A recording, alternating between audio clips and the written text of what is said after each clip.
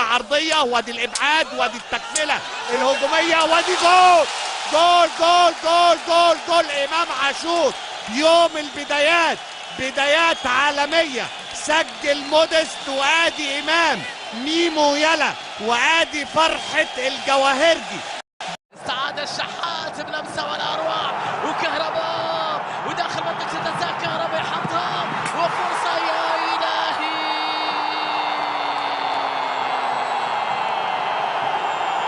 الاهلي ثلاثيه تاريخيه في قلب جده تاريخيه. يا الله، كوره والاروع يا امام، يا امام، يا امام. العرضيه القفشه، عرضيه خطيره والهدف. يا نهار ابيض، يا نهار، تسلل تسلل تسلل تسلل. ده هو طبعا اكيد هيراجعوا الفار، اعتقد انها حلوه. بصه جميله امام عاشور، امام عدى امام التصويب والهدف الثاني. جول جول جول جول، الهدف الثاني بقدم امام عاشور. عاشور من باصه سحريه 100 باصه ولا في الاحلام، ولكن مهاره، واي مهاره. امام تسديده قويه، يا سلام يا سلام يا سلام يا سلام على مدفع الاجوان. اول تسديده باول تحريك للشباك علشان المارد الاحمر. يا سلام يا سلام يا سلام.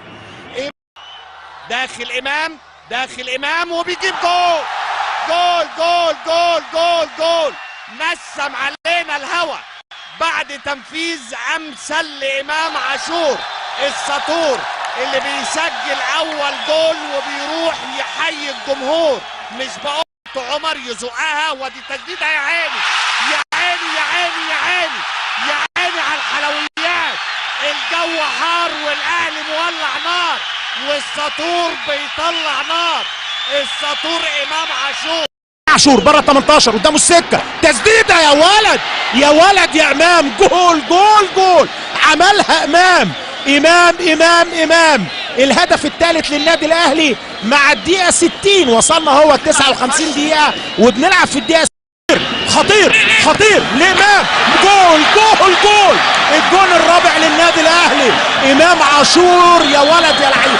انما عمر كمال هو اللي حل لك المشكله بالتقدم وبذكاء. النادي الاهلي تتلعب الكره العرضيه، وادي الراسيه، امام عاشور يسجل ويرفض الاحتفال ويقول للاعيبه الاهلي ارجعوا مره ثانيه، لسه المهمه ما خلصتش. الفنان امام والسادس على طريقه روبي باتشو.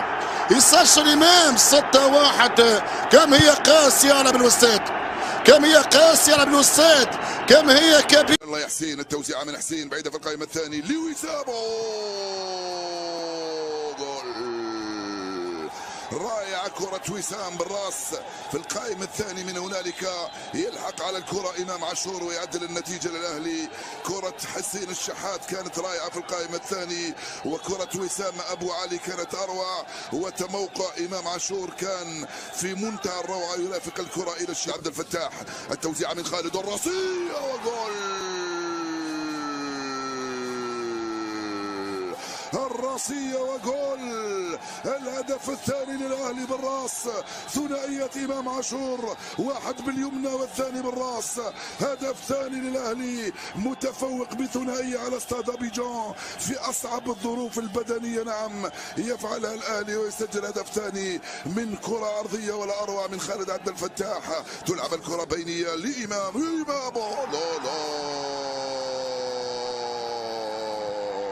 يختمها القيصر. إمام عاشور يسجل هاتريك تاريخي بالنسبة لإمام وللأهلي المتفوق بالثلاثة على استاد أبيجان. هنالك ارقص كما يحلو لك يا إمام.